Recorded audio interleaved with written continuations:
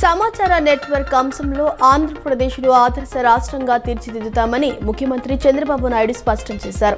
మారుమూల గ్రామీణ ప్రాంతాల్లో కమ్యూనికేషన్ నెట్వర్క్ను ఏర్పాటు చేయడం ద్వారా సమాచార వ్యవస్థలో లాస్ట్ మైల్ కనెక్టివిటీ దిశగా పనిచేస్తున్నామని సీఎం వెల్లడించారు. కమ్యూనికేషన్ నెట్వర్క్ను మరింత బలోపేతం చేసేలా కృషి చేయాలని సూచించారు. మారుమూల ప్రాంతాల్లో సెల్ టవర్లు కమ్యూనికేషన్ నెట్వర్క్ ఏర్పాటు చేసేలా చర్యలు చేపట్టాలని ఆదేశించారు. ఏపీ వ్యాప్తంగా కమ్యూనికేషన్ వ్యవస్థను మరింత బలోపేతం చేసేలా మరిన్ని సెల్ టవర్లను ఏర్పాటు చేయాలని వివిధ కంపెనీల ప్రతినిధులకు సూచనలు జారీ చేశారు.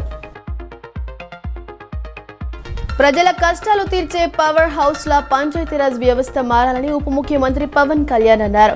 గత ప్రభుత్వ విజన్ లేని పాలన వల్లే పంచాయతీలు దెబ్బతిన్నాయన్నారు. గత 2 ఏళ్లలో గ్రామ పంచాయతీల ఖాతాల్లోకి నేరుగా 4,200 కోట్లు బదిలీ అయిందని అన్నారు. వ్యవస్థలు బలంగా నడవాలంటే ఉద్యోగుల పాత్రే కీలకమని చెప్పారు. ప్రజల కోసం మీరు ఒక అడుగు వేస్తే మీకోసం నేను 100 అడుగులు వేస్తానన్నారు.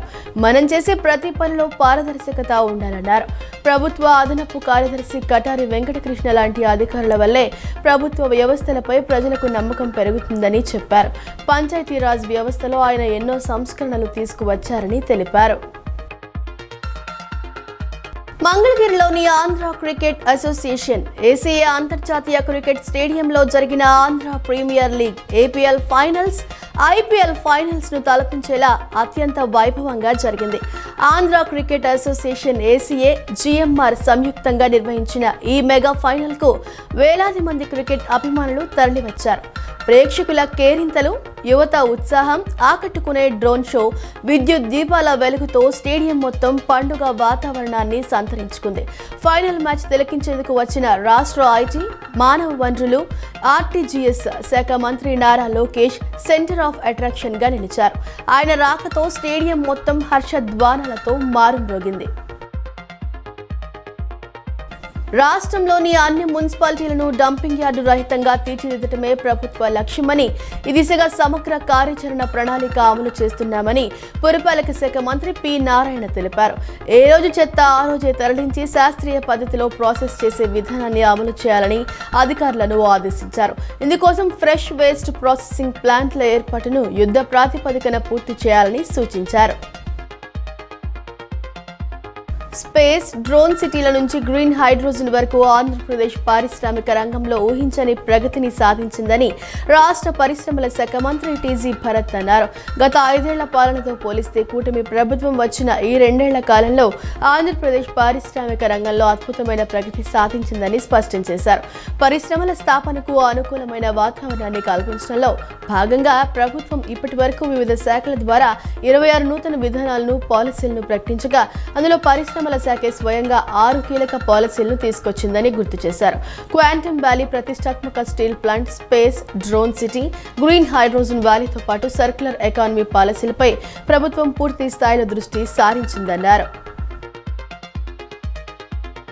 ప్రజల ఆశల మేరకు వైద్య సేవల్ని అందించేందుకు ప్రభుత్వ వైద్య సిబ్బంది జవాబుదారీతనాన్ని మరింతగా పెంచాలని, ఇందుకోసం ప్రభుత్వ ఆసుపత్రుల పనితీరు, మదింపు ప్రక్రియ సమగ్రంగా మార్చాలని మంత్రి సత్యకుమార్ యాదవ్ ఉన్నతాధికారులను ఆదేశించారు. ప్రజారోగ్య వ్యవస్థలో పనిచేస్తున్న వైద్యులు, ఇతర సిబ్బందిని పరిగణలోకి తీసుకుని ప్రతి వైద్యుడు, నర్స్, టెక్నీషియన్ రోజుకి ఏ స్థాయిలో వివిధ సేవలు అందించాలో మదింపు చేసి దాని ఆధారంగా ప్రతి ఆసుపత్రి, ఆయుష్మాన్ ఆరోగ్య మందిర్లకు ఒక ఏడాదిలో అందాల్సిన సేవల లక్ష్యాన్ని నిర్ధారించాలని మంత్రి ఆదేశించారు. ప్రజాస్వామ్య వ్యవస్థలో ఓటరు జాబితాలో ఖచ్చితత్వం ఎన్నికల ప్రక్రియకు అత్యంత కీలకమని ఎన్టీఆర్ జిల్లా కలెక్టర్ లక్ష్మీశ అన్నారు. అర్హులైన ఏ ఒక్క ఓటరు జాబితా బయట లేకుండా, అనర్హులెవరూ జాబితాలో లేకుండా స్వచ్ఛమైన సమగ్ర ఓటరు జాబితా రూపకల్పనకు సమగ్ర సవరణ జరుగుతుందని తెలిపారు.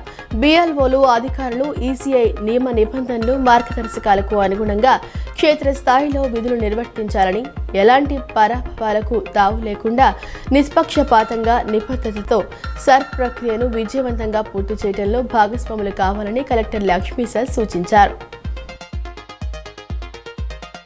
ఆంధ్రప్రదేశ్ పారా స్పోర్ట్స్ అసోసియేషన్ ఆధ్వర్యంలో దివ్యాంగ క్రీడాకారులు జాతీయ అంతర్జాతీయ స్థాయిలో అద్భుత ప్రతిభ కనపరుస్తూ రాష్ట్రాన్ని పారా స్పోర్ట్స్ లో దేశంలోనే నెంబర్ 1 స్థానంలో నిలిపారని రాష్ట్ర పారా స్పోర్ట్స్ అసోసియేషన్ అధ్యక్షులు రాష్ట్ర గ్రంథాలయ సంస్థ చైర్మన్ గోనుగుంట్ల కోటేశ్వరరావు తెలిపారు.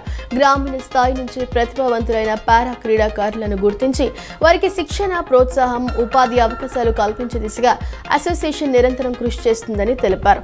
ప్రభుత్వ సహకారం, అసోసియేషన్ కృషితో మరింత మంది దివ్యాంగ యువత అంతర్జాతీయ స్థాయిలో రాణించేలా కృషి కొనసాగిస్తామని కోటేశ్వరరావు తెలిపారు.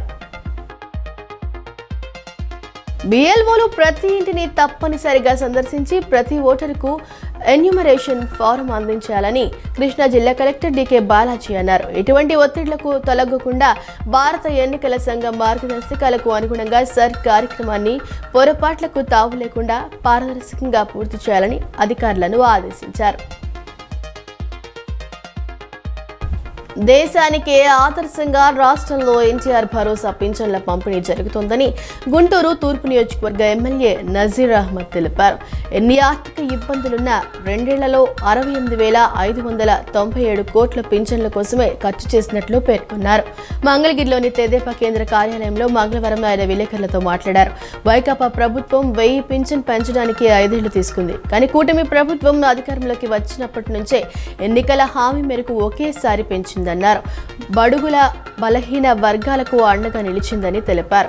పింఛన్ల పంపిణీ ద్వారా సుమారు 62 లక్షల మందికి పైగా ప్రజలు లబ్ధి పొందుతున్నారని ఆయన పేర్కొన్నారు.